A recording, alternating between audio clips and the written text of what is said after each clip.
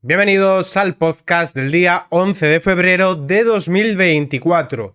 Hoy vamos a hablar de Marlaska, a quien le he dedicado hoy un vídeo en el otro canal y ayer otro, precisamente por su negligencia de cara a prevenir que haya sucesos trágicos como el que se vivió ayer con los narcos que asesinaron a 3 guardias civiles arrollándoles con su lancha. También está teniendo dificultad para poder presidir la Asociación de Víctimas del Terrorismo, que para empezar no debería depender del Ministerio del Interior, sino ser un órgano independiente, pero no está siendo capaz de cubrirlo. Tenemos que hablar también de cómo la Guardia Civil le señala como responsable que lo es, y hablaremos de cómo se ha colocado en el disparadero. Esas 3 noticias de Marlaska. Luego hablaremos de Pedro Sánchez, que ha vuelto a utilizar una vez más el Falcon.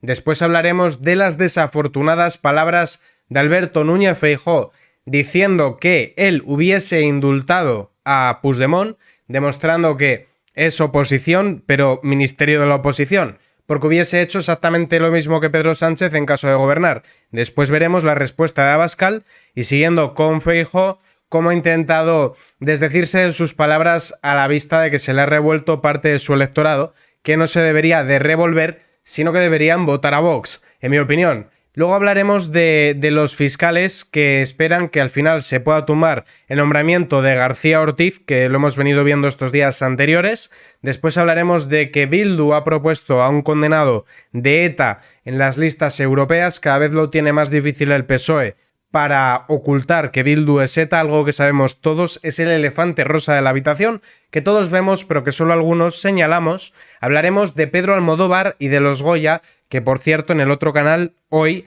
sobre las 10:30, 11, dependiendo de cuánto tarde en hacerlo, haré un vídeo comentando la gala de los Goya y algunas declaraciones que han dado de qué hablar. Ya sabéis que es uno de los altavoces mediáticos de la izquierda y que no se han acordado ni de los guardias civiles asesinados ni de las reivindicaciones del campo. Eso sí, de Gaz han hablado, de sus cosas pijo progres han hablado, han criticado a Vox en su línea. Finalmente tocará hablar de la política internacional con una noticia sobre Joe Biden y luego entraremos en el bloque de economía, donde hablaremos de cuántas empresas agrícolas y pymes del campo han tenido que cerrar.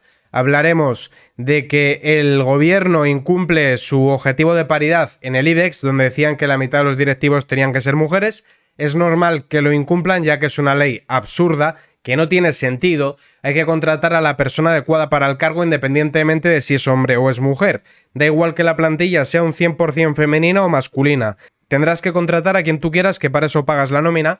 Luego hablaremos de Bruselas, que han admitido que no hay datos para conocer el impacto de la carne cultivada, que ya sabéis que es una de las banderas de la izquierda posmoderna, producir la comida en laboratorios. Ya hay un montón de empresas que, por cierto, son subvencionadas. Garzón se encargaba de subvencionar estas empresas de carne sintética. Ellos comen chuletón al punto, que eso es insuperable, dicho por el propio Pedro Sánchez, pero nosotros tenemos que comer grillos, tenemos que comer soja y tenemos que comer estas guarrerías hechas en laboratorio, o eso pretenden.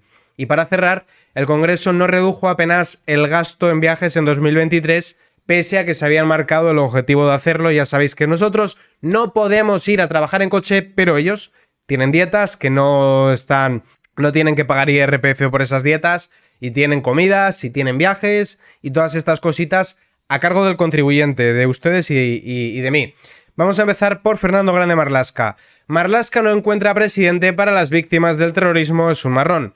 Yo deduzco que la razón por la cual quieren que sea un cargo político es para tenerlo todo controlado. ¿Por qué digo esto? Bueno, ¿cuántos son guietorris, cuántos actos de enaltecimiento del terrorismo que lo quieren quitar del Código Penal, os recuerdo, ha habido recientemente por parte de los socios de este gobierno? No les interesa en lo más absoluto que haya una asociación de víctimas del terrorismo que critique la ambigüedad del gobierno, los pactos del gobierno y cómo se blanquea la banda terrorista ETA. La Fundación Víctimas del Terrorismo lleva 2 meses sin presidente. La renuncia de Tomás Caballero en diciembre ha dejado huérfana a esta entidad sin ánimo de lucro que integra a todas las asociaciones bajo el paraguas del gobierno. Vuelvo y repito, esto debería de ser un ente independiente, porque no interesa para nada que gobiernos que en un momento determinado puedan tener un interés en acercar presos de ETA o en ganarse el apoyo de Bildu puedan controlar estas asociaciones. El propio dimisionario solicitó en su despedida a los ministros de Interior de Fernando Grande Marlaska y al de Hacienda, Presidencia y Educación que eligieran a su sustituto a la mayor brevedad. Caballero dejó la presidencia a mediados de diciembre, después de 3 años y medio al frente. El hijo del portavoz de UPN asesinado por ETA llegó al cargo en julio de 2020 para relevar a Marimar Blanco, que os recuerdo que Marimar Blanco fue atacada recientemente por Óscar Puente, la hermana de Miguel Ángel Blanco, y Óscar Puente acusó a Marimar Blanco de emplear la fundación de su hermano para blanquear dinero. Sin ningún tipo de prueba, atacó de esta manera a una víctima del terrorismo como es Marimar Blanco para desviar la atención de los pactos con Bildu para la gobernabilidad de Pamplona, que es un pago político a cambio de que les apoyaran en la sesión de investidura. Eso fue una vergüenza y Óscar Puente no ha pedido perdón y no ha explicado por qué ha dicho eso. Porque si vas a soltar una acusación tan grave, tienes que tener pruebas. A pesar de su renuncia, seguirá vinculado a la fundación. Keiko Tomás y Valiente, hijo del jurista Francisco Tomás y Valiente, asesinado por la banda terrorista ETA, también dimitió. ¿Por qué dimiten? Yo tengo la sospecha de que dimiten precisamente por los pactos del PSOE con Bildu. Continuando con Marlaska, la consternación torna en indignación contra Marlaska en Barbate por el asesinato de los guardias civiles. Yo recomiendo, si no lo habéis visto, que veáis los 2 vídeos que tengo hechos en mi otro canal, porque ahí os muestro cómo habían reducido el gasto en lucha contra el en lucha contra el narcotráfico, cómo solo había una zodia cooperativa de las 6 que tienen, cómo tiene mejores embarcaciones los narcos, cómo Marlaska había disuelto Consur en 2022 a pesar de que habían logrado alijos de más de 2 millones de kilos de hachís, kilos y kilos de cocaína, habían detenido a mucha gente. Son estos 2 vídeos. Marlaska dimisión, piden prisión para los agricultores mientras el narco asesina a guardias civiles, que este es de ayer, cuando todavía solo habían sido afortunadamente 2 guardias, bueno, ojalá hubiesen sido 0, ¿no? Pero cuando pensábamos que habían muerto asesinados 2 guardias civiles, hoy nos hemos levantado con que eran 3. Y este es el de hoy. Marlaska es culpable, Fiscalía Guardia Civil y una de las viudas de los guardias civiles protestan, que este es de hoy, que ya hemos sabido que lamentablemente otro agente de la Guardia Civil ha sido asesinado por estos narcos que embistieron entre las risas de los presentes la embarcación de la Guardia Civil. En el primer vídeo os pongo los vínculos con Marruecos del narcotráfico y también con cómo nos amenazaron con enviar terroristas en caso de que no aceptásemos los tomates marroquíes. Puede sonar surrealista, pero esto es verdad. Está recogido en un libro del que fuese, si no recuerdo mal, ministro exterior de Reino Unido, cómo amenazó a los europeos con que o empezábamos a aceptar productos agrícolas. Esto Hassan II, padre de Mohamed VI, actual monarca de Marruecos. Entre otra información que es de interés, yo entiendo que es de interés. Y en el de hoy ahondamos más en cómo los narcos tienen mejores lanchas que la propia Guardia Civil, que solo contaban con una Zodiac, y también lo que ha dicho una de las viudas y que ha dicho la Fiscalía. Yo os recomiendo que los veáis. De todas formas, os he hecho un buen resumen ahora. El pueblo barbetano pide al unísono la dimisión del ministro del Interior, quien se ausentó de la concentración de repulsa por el trágico suceso. De hecho, trasladó todo a Cádiz para que no pudieran abuchearle, porque no le interesaba para la foto. La capilla ardiente la movió de sitio. La capilla ardiente estaba programada para Barbate y Marlaska mandó que la quitaran de ahí. El pueblo de Barbate se mueve entre la consternación y la indignación horas después del asesinato de 2 guardias civiles. Ya digo que ahora ya son 3. Hoy el pueblo está aquí en un acto obligado porque todos estamos sumidos en la más profunda tristeza, la indignación y el repudio, afirma Miguel Molina en la concentración de repulsa. Miguel Molina es el alcalde. El trágico suceso se producía este viernes por la noche en el contexto de un operativo de vigilancia de 6 lanchas neumáticas prohibidas en 2018 que se habían refugiado en el puerto barbateño.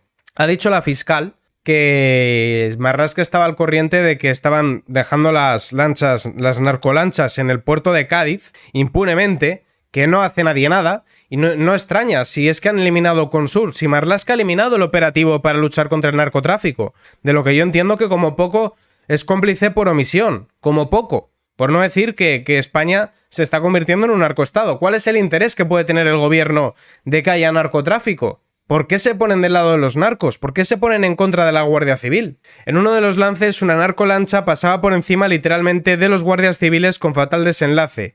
En los vídeos que circulan en redes se observa a los agentes persiguiendo a los narcos en clara inferioridad. Los guardias civiles iban en una patrullera, mientras que los delincuentes ocupaban embarcaciones mucho más potentes. Ya que voy a formular una pregunta, ¿qué hubiese pasado si estos guardias civiles, para proteger su vida, hubiesen abierto fuego y hoy, en lugar de tener que lamentar que 3 guardias civiles han muerto, estarían 3 familias de narcos lamentando que sus familiares han muerto batidos? Os lo digo yo, que en los Goya hubiesen cargado contra la Guardia Civil, que todos los que están ahora callados estarían criminalizando a la Guardia Civil. Eso es lo que hubiese ocurrido. Si es que lo hemos visto en Francia. En Francia abrieron fuego contra un delincuente multireincidente que se negó a detener su vehículo, acabaron con su vida y durante más de una semana quemaron París y otras ciudades francesas. Y la prensa se puso al lado de los delincuentes. En caso de que el policía francés no hubiese abierto fuego, lo que hubiese pasado es que le hubiesen atropellado y tal vez hubiese perdido la vida, y por cómo estaba conduciendo de forma temeraria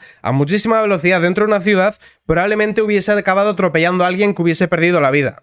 Pero cuando es el malo el que muere, se ponen del lado del malo. En cambio, cuando hay que lamentar la vida de un guardia civil o de un policía, ahí no pasa nada. Es su trabajo, va con el sueldo, te dicen. Yo no me explico qué hacían allí esos niñatos jaleando esa gentuza. Ese no es mi pueblo está con los guardias civiles, afirmaba una vecina. Marlaska se ausentó del acto pese a anunciar previamente su presencia para presidir en Cádiz una mesa técnica, que como os contaba antes, y lo tengo más desarrollado en el segundo vídeo, mandó trasladar la capilla ardiente, lo cual dificultó que mucha gente pudiese ir a despedirse de los guardias civiles. Pero esa Marlaska le da igual, Marlaska iba allí a la foto, y no quería la imagen de que la abucheaban, que es lo que se merecía, haber sido abucheado. Marlaska se coloca en el disparadero tras disolver la unidad de élite contra el narco de la Guardia Civil. Esto os lo he explicado antes, pero lo vamos a volver a ver porque me parece relevante. Fernando Grande Marlaska se enfrenta a su semana más crítica desde la crisis de la valla de Melilla.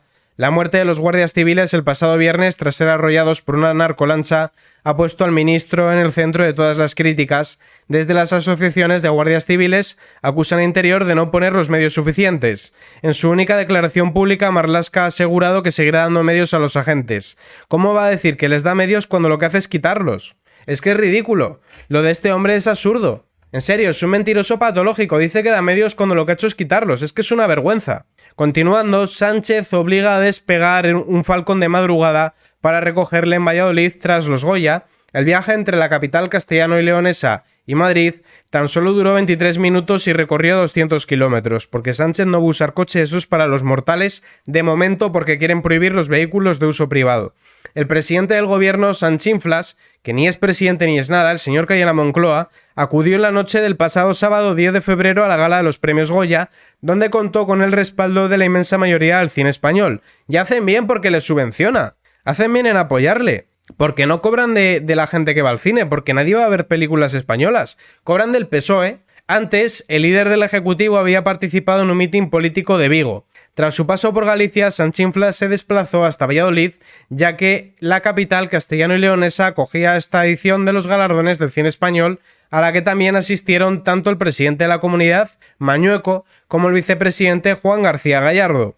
Así las cosas, para retornar de Valladolid, el señor Cayela Moncloa recurrió a la aeronave oficial del Estado, tal y como señala el portal web Falcon Despega. Y ahora toca hablar de la otra pata del tándem que nos tiene machacados, que es el Partido Popular. Feijóo se abre ahora a indultar a Puigdemont como parte de un plan de reconciliación para Cataluña. El Partido Popular no descarta ahora un indulto futuro a Carles Puigdemont si Alberto Núñez Feijóo llegase a la Moncloa, como en su momento el gobierno de Sanchinflas indultó a los 9 independentistas condenados por el Tribunal Supremo. Fuentes populares consideran que los indultos podrían ser una vía alternativa a la ley de amnistía que el PSOE negocia con Puigdemont. Apenas iniciada la legislatura, tras meses de aparente oposición, la dirección popular asegura ahora que considera necesario un plan de reconciliación para Cataluña, todo esto en un momento en el que el independentismo ha sido derrotado en las urnas y donde únicamente obtuvieron 5 escaños cada uno, más 2 que le regaló Sumar a Esquerra y otros 2 que le regaló el PSOE a Junts, 7 en total cada uno, de 350 son una patética minoría, pero deciden que hay que darles oxígeno cuando la población les ha dado la espalda. O sea que reconciliación nada, favores políticos. ¿Qué quiere esto decir? Que por más que Feijóo haga manifestaciones los domingos donde ponen el himno del PP, para luego el lunes pactar con el PSOE las comisiones de investigación, la mesa del Congreso o cambiar artículos de la Constitución, si él estuviese gobernando hubiese hecho exactamente lo mismo. Esa es la realidad. Apenas iniciada la legislatura, tras meses de aparente oposición, la reconciliación es necesaria, dice Feijóo, pero nunca puede pasar por la impunidad. Entonces, ¿qué es lo tuyo? Abascal tilda de estafa política y de insulto a los españoles la postura de Feijóo con el indulto a Puigdemont. El líder de Vox también ha criticado que se haya conocido que el PP llegó a plantearse durante 24 horas la legalidad de la amnistía. El presidente de Vox, Santiago Abascal, ha hablado de gran estafa política después de que varios medios publicasen este sábado a última hora que Feijóo está abierto a un indulto a Puigdemont, condicionado a que sea juzgado y rechace la vía unilateral. Bueno, eso lo dijo después. Así lo ha declarado este domingo ante los medios de comunicación tras visitar la feria del municipio coruñés Carballo, donde ha estado acompañado del candidato del partido Álvaro Díaz Mella. Abascal ha lamentado en este domingo que es un día de gran preocupación para su partido por la confirmación de unas noticias que constituyen una gigantesca estafa política. Pero el problema es que en el debate matizan, por ejemplo, la postura de Feijóo, añadiendo lo que dijo después cuando le pillaron con el carrito de los helados, y en otros medios, como Libertad Digital, que ya ha salido que es subvencionada por el PP de Isabel Díaz Ayuso, que lo comentaremos mañana en un vídeo en el otro canal, ya ha salido que le subvenciona al Partido Popular, la COPE tampoco ha dicho nada, con lo cual el PP tiene mensajes ambiguos y sus terminales mediáticas tienen un mensaje para el votante de derecha donde le dicen lo que quiere oír y lo bueno y bonito que es el PP, y otro mensaje para lo país, la SER y tal, para intentar rascarle 4 votos por el centro al PSOE. Con lo cual es un problema porque la gente no se informa de lo que realmente es Alberto Núñez Feijóo, que es el PSOE 2.0. El hecho de que se haya conocido por fin no solo es la confirmación de los contactos del PP con Junts, es decir, un partido golpista, sino que se haya conocido que el PP llegó a plantearse durante 24 horas la legalidad de la ley de amnistía. Con todo, para él es peor aún que el PP haya confirmado que estarían dispuestos a un indulto de los peores delitos durante toda la democracia española. El PP entra en el marco político de Sánchez, ha continuado, ya que ofrece impunidad a los golpistas, a unos partidos que, en sus palabras, han querido destruir la unidad nacional, que destruyeron la convivencia en Cataluña, que empobrecieron una nación, que enfrentaron a los españoles, que enfrentaron a familias y que cometieron delitos de terrorismo. Y siguiendo con las barrabasadas del PP, el PP no cree que acaben condenando a Puigdemont por terrorismo, probarlo tendrá dificultades. Lo que pasa es que García Castellón ha sacado las vergüenzas del independentismo del PP y del PSOE porque ha abierto causas contra esos 3 partidos y Podemos. Entonces, ¿qué ha pasado? Que unos la acusan de ser de un bando, otros la acusan de ser de otro, y en realidad es un juez que se encarga de que se cumplan las leyes independientemente de quién las incumpla. Esa es la realidad. Y como al PP le ha venido muy mal que García Castellón abra diligencias contra su partido, que es un partido que, si bien es verdad que los medios de comunicación le dan más bombo a las tramas de corrupción del PP que a las del PSOE, tampoco está exento de tramas de corrupción. Tampoco está exento de pactos con lo que entonces era CiU, después PDeCAT y ahora Junts. Porque quien entregó la competencia de educación a Cataluña iniciando el procés fue José María Aznar en su primera legislatura. Y ojo que yo pienso que José María Aznar es el mejor presidente que hemos tenido desde Adolfo Suárez. Pero eso no quita que hiciese eso, que estuvo muy mal hecho. Probar una relación de Puigdemont con el terrorismo tendrá dificultades, es la reflexión de Alberto Núñez Feijóo. Según fuentes del PP, para la Dirección Popular no está nada claro que el exjefe de la Generalitat y prófugo de la justicia acabe siendo condenado por terrorismo, pese a que el juez García Castellón sí haya apuntado indicios al respecto del caso Tsunami, y esos indicios son que tenía un empresario afín que se encargó de solicitar y entregar walkie-talkies a los terroristas CDRs que tenían ollas con explosivos y de todo. También se encargó de facilitar información probablemente obtenida a través de los Mossos d'Esquadra de por dónde iba la Policía Nacional y la Guardia Civil para que los CDRs pudiesen darle esquinazo y operar con impunidad, pero aquí dice el PP que no hay vínculos con terrorismo, no porque lo dicen ellos. Y no se extrañe que tras la reunión de Bolaños con Pons para repartirse el Consejo General del Poder Judicial, decapiten a García Castellón, a Marchena y a Llarena. No se extrañe lo más absoluto que vayan a por ellos. En cualquier caso, y según las mismas informaciones que provienen de una comida de altos cargos del PP con un reducido grupo de periodistas en el restaurante España de Lugo, que tuvo lugar el viernes, aseguran que la justicia debe ir hasta el final de la investigación. El líder del PP recordó que hubo tensiones en el aeropuerto del Prat y que los CDRs intentaron también que no saliesen los trenes, además de cortar autovías. Y siguiendo con las noticias, los fiscales confían en otro revolcón del Supremo que tumbe a García Ortiz. Ya sabéis que le quería nombrar fiscal general del Estado y que Estampa le señala, bueno, ya lo vimos en el podcast de antes de ayer. El fiscal general del Estado vive horas bajas. Buena parte de la carrera considera que Álvaro García Ortiz no es la persona idónea para el cargo, a pesar de que el gobierno renovó hace apenas 2 meses. Creen que sus actuaciones le inhabilitan, especialmente la sentencia que le acusa de desviación de poder por nombrar a la máxima categoría Dolores Delgado. Su nombramiento como fiscal de Sala de Memoria Democrática en junio también está bajo sospecha. La Asociación Profesional e Independiente de Fiscales recurrió el pasado jueves ante la Sala de lo Contencioso Administrativo del Supremo el nombramiento de García Ortiz. Consideran que ha dejado de ser un jurista de reconocido prestigio y que el nombramiento no fue motivado. Entre los motivos que alegan se encuentra la decisión de privar al Consejo Fiscal, órgano consultivo, la posibilidad de pronunciarse sobre el informe que había pedido el Senado sobre la ley de amnistía, o sea que es un cargo político. La última polémica sobre el informe de Carles Puigdemont también ha pesado, ya que la fórmula elegida ha soliviantado a buena parte de la carrera fiscal. Requisitos para fiscal general, bueno, pues eso, discrecional, que sea de renombrado prestigio y tal. Bildu propone a un condenado por pertenencia a ETA como cabeza de lista a las europeas. La mesa política de EH Bildu propondrá a sus bases que Pernando Barrena, eurodiputado de la izquierda independentista en la pasada legislatura, encabeza la lista de coalición soberanista en las elecciones al Parlamento que se celebran el próximo 9 de junio. De esta forma, Barrena será de nueva opción del partido que lidera Arnaldo Otegi para concurrir los comicios comunitarios. Perdonad, es que la letra es muy pequeña y me cuesta leer. Barrena forma parte de la línea dura de la formación Abertzale, habiendo pertenecido en puestos destacados de Bildu, Herri Batasuna, Euskal Herritarrok y Batasuna, todas ellas ilegalizadas por sus vinculaciones a ETA. Además de ello, el político fue detenido en 1985 por pertenecer a un grupo de información de ETA, fue nuevamente arrestado en 2008, acusado de integración en organización terrorista. Tras 2 años en prisión preventiva, salió de la cárcel tras pagar una fianza de 50.000. En 2016 reconoció su vinculación a ETA, y aun con todo va a encabezar las listas, pero Bildu no es ETA porque lo dice Sánchez y nos hacen creer que nos engañan nuestros ojos.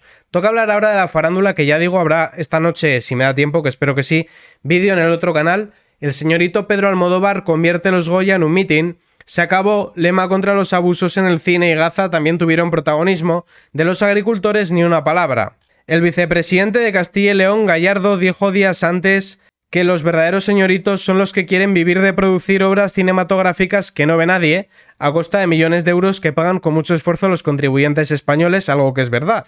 Por cierto, que es verdad. Al mismo tiempo confirmó que asistiría a la gala. Durante la alfombra roja, fucsia realmente, una de las preguntas a los cineastas y actores es qué les parecía que estuviese Vox.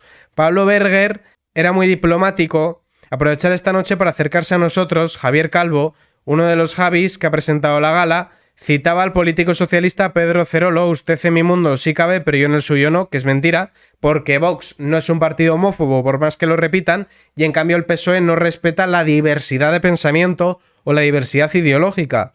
Son ellos los que no respetan que haya colectivos, como dicen ellos, que no sean votantes de izquierda. Lo cierto es que Vox pasó desapercibido hasta que salió Almodóvar al escenario para entregar el galardón a mejor película. Tras anunciar el premio, llegó el vídeo con las imágenes de las 5 películas. Almodóvar abría el sobre, pero antes de sacar la tarjeta quiso aprovechar para soltar un discurso contra Vox. Manda narices que no tengan nada mejor que hacer que convertir todos los años los Goya en mítines políticos. Gaza, la reivindicación más repetida, que esto pues bueno, era de esperar. Toca hablar ahora de política internacional, hablaremos de Joe Biden y luego pasaremos a las noticias del bloque de economía. Crece el ridículo de Joe Biden, el mundo se pregunta por el preocupante estado mental del presidente. El otro día dijo que el presidente de México tenía que abrir la frontera de la Franja de Gaza. En lugar de decir el presidente de Israel, dijo el presidente de México. Este tío está gaga. Y bueno, y habréis visto los vídeos donde se cae por los suelos y tal, que es lamentable. Y los vídeos más preocupantes todavía, olfateando a niños. El mundo se ríe de Joe Biden. El presidente estadounidense lleva meses bajo la lupa por su estado de salud, que preocupa. Convencidos de que el duelo en noviembre de 2024 será entre Trump y Biden, los demócratas siguen tratando de disimular lo que ahora es un secreto a voces: el presidente está mal de la cabeza. Yo creo que va a ser Michelle Obama la candidata, pero bueno, ya se verá. O Michelle Obama o Kamala Harris. Apelarán a una minoría racial, a una mujer, porque esas cosas a los progres les gusta mucho, no sé por qué, pero a mí me da igual de qué color sea el presidente o si es hombre o mujer. Yo con que gobierne bien tengo. Las sospechas se levantaron hace años. La del mandatario no es una sorpresa, pero sí lo es ese prietas las filas de los demócratas que no han sido capaces de encontrar un liderazgo alternativo. Ahora está acusado públicamente de demencia y mala memoria. Trump explicaba que Biden no puede juntar dos frases seguidas, y es verdad. No puede encontrar las escaleras para bajar del escenario, y es verdad. Hay vídeos ahí que lo demuestran. Bueno, de hecho hay un vídeo en el que insultó a un periodista por preguntarle que cómo iba a contener la inflación. O sea, le hace una pregunta de economía y le insulta.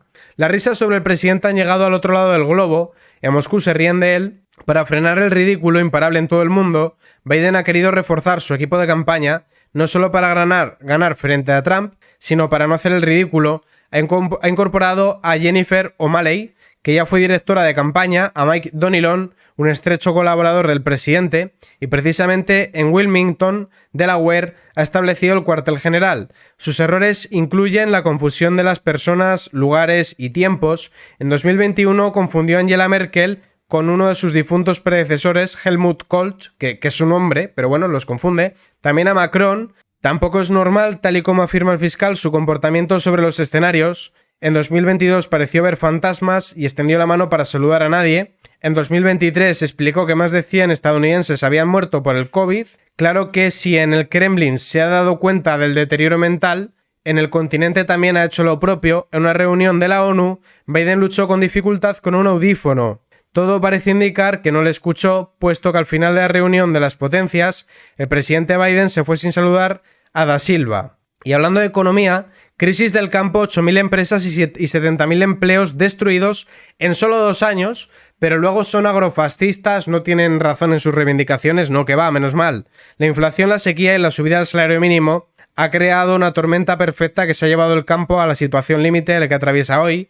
Las protestas que durante estos días se están llevando a cabo agricultores y ganaderos para reclamar mejoras tienen su reflejo en los números. El empleo encadena 2 años bajo mínimos. Según la encuesta de empleo del INE, el año 2023 se cerró con 770.000 personas ocupadas, 69.400 menos que el mismo periodo de 2021, cuando la agricultura, la ganadería, la silvicultura y la pesca dieron trabajo a 840.000 personas. Aquí lo grave es que no hay ni 1 millón de personas empleadas en el sector primario. El gobierno incumple la paridad que le exige al IBEX.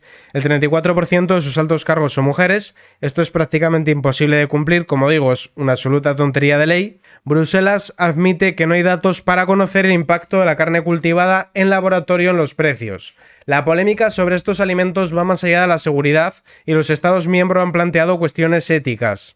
La comisaria de la Unión Europea, Stella, ha abordado recientemente uno de los graves problemas a los que se enfrentan los agricultores, las trabas a su actividad y explotaciones bajo la sombra de un intento evidente de suplantar los alimentos naturales por la carne sintética de laboratorio. Y la responsable del área de Bruselas ha tenido que admitir que por el momento los datos sobre la carne cultivada son escasos y no permiten evaluaciones. Y finalmente, el Congreso no redujo apenas su gasto en viajes en 2023, pese a los meses de cortes disueltas y medio año de escasa actividad.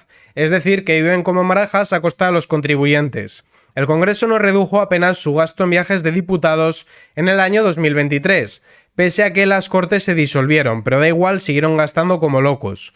La facturación total de desplazamientos tanto nacionales como internacionales, ejem, República Dominicana, ascendió en 2023 a 6.754.236. 6 millones de euros pasado a pesetas, que es una barbaridad. Estamos hablando de hay que multiplicarlo por 166. 36 y 6, 9, prácticamente 1.000 millones de pesetas, con la tontería. En desplazamientos dentro del territorio nacional, el total facturado era de 3 millones a 31 de diciembre, frente a los 4 millones del año anterior, pero estuvo el Congreso cerrado y se habían propuesto rebajarlo y sin embargo lo han incumplido.